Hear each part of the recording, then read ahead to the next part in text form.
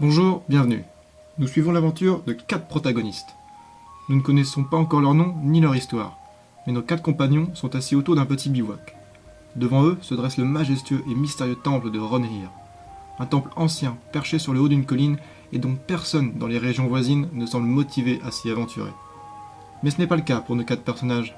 Calmes et encore un peu somnolents, ils attendent sagement la levée du soleil.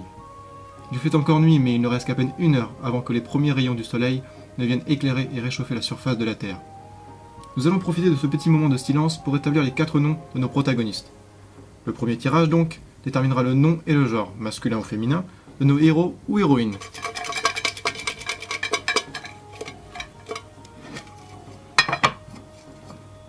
En premier, nous avons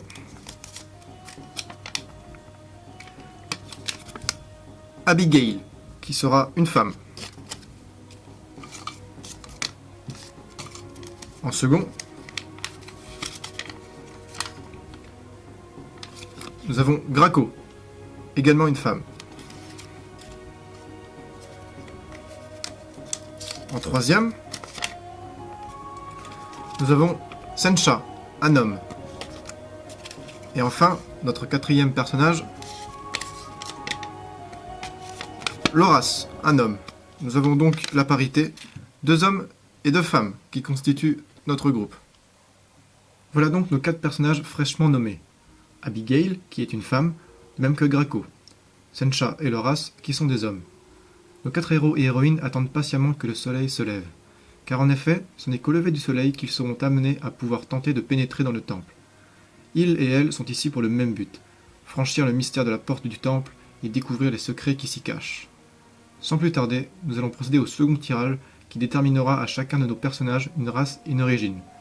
Il y a 8 races distinctes: les humains, les elfes, les nains, les hommes des bois, les centaures, les demi-nains, les hommes acaréfiens de l'Extrême-Orient et les géants lamiens. Nous allons commencer par déterminer la race de Abigail.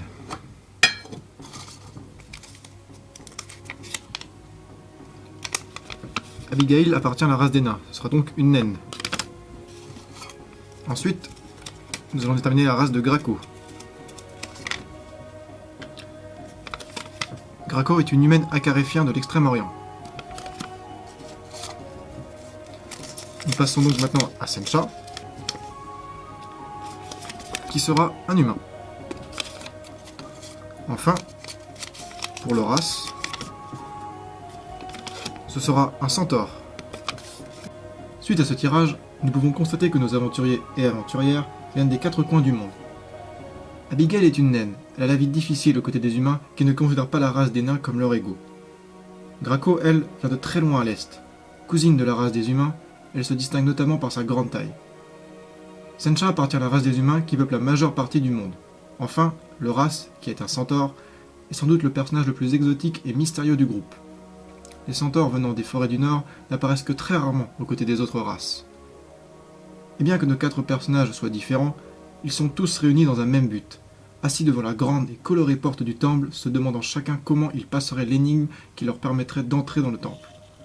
Les 3e et 4e tirages détermineront respectivement un trait physique et un trait de caractère pour chacun de nos personnages. On commence par Abigail. Pour le trait physique, Abigail aura les cheveux longs. Pour ce qui est de Graco, elle aura les cheveux blonds à mèches brunes. Pour Sencha, il sera maquillé et tatoué sur le corps. Enfin, pour Loras,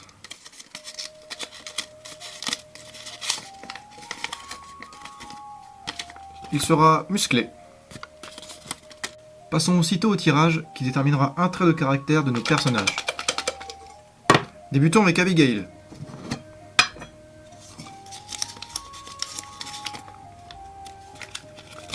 Abigail sera curieuse. Passons à Graco. Graco, elle, sera généreuse.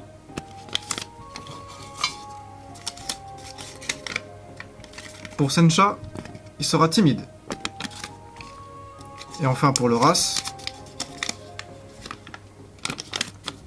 Il sera courageux. Nous avons donc établi un petit profil pour chacun de nos 4 personnages. Pour résumer, nous avons Abigail, qui est une femme naine qui a des cheveux longs et est curieuse. Graco, une femme arcaréfien de l'Extrême-Orient, qui a des cheveux blonds à mèches brunes et qui a comme trait de caractère la générosité. Sencha, un humain, est maquillé et tatoué partout sur le corps. C'est quelqu'un de timide. Enfin, Loras est un courageux et un centaure musclé. Nous arrivons en fin de ce premier acte qui a vu déterminer les différents profils de nos protagonistes. Pour terminer, nous allons élucider un peu plus en détail la raison de leur présence devant la porte du temple, décorée par des peintures d'une ancienne civilisation. Nos 4 compagnons, motivés par le goût de l'aventure et de la découverte, ont tous répondu à une annonce.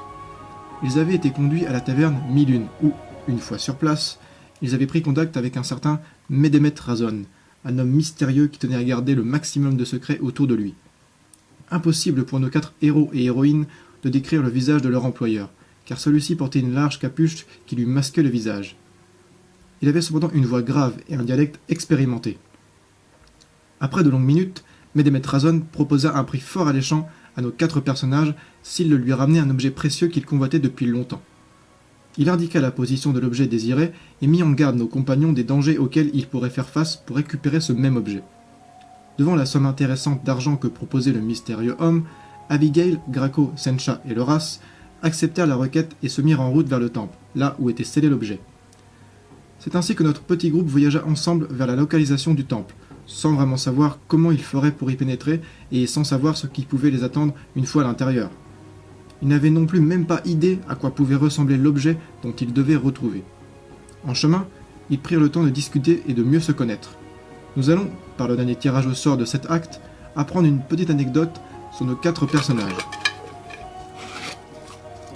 Commençons avec Abigail.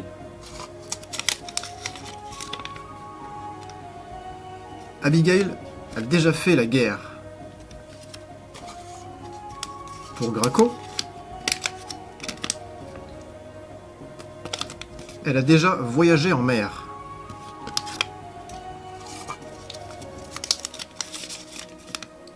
Sencha, lui, est orphelin. Enfin, pour Loras, il a déjà franchi le grand désert de Goul. D'après le dernier tirage, nous avons appris qu'Abigail avait déjà pris les armes et survécu à la guerre. Graco, elle, a déjà voyagé en mer. Connaissant ses origines, elle a dû faire beaucoup de chemin pour avoir cette opportunité de découvrir de vastes étendues d'eau. Sencha est un orphelin, il n'a jamais connu ses parents. Loras, lui, courageux, a déjà franchi le grand désert de Goul qui permet de rejoindre les régions de l'Extrême-Orient. Après avoir pris le temps de connaître un peu plus nos 4 compagnons, le jour commença à se lever et les premiers rayons du soleil vinrent éclairer la grande et énigmatique porte du temple. Nos 4 protagonistes se levèrent alors. Ils attachèrent chacun d'entre eux leurs affaires et se dressèrent devant la porte du temple, prêts à déchiffrer ses mystères. C'est ainsi que prend fin l'acte 1. Dans le prochain acte, qui se nommera Énigme, nous découvrirons comment, au fil du hasard, nos héros et héroïnes perceront les mystères de la porte du temple pour y pénétrer. Merci d'avoir suivi cette histoire et à très bientôt pour la suite.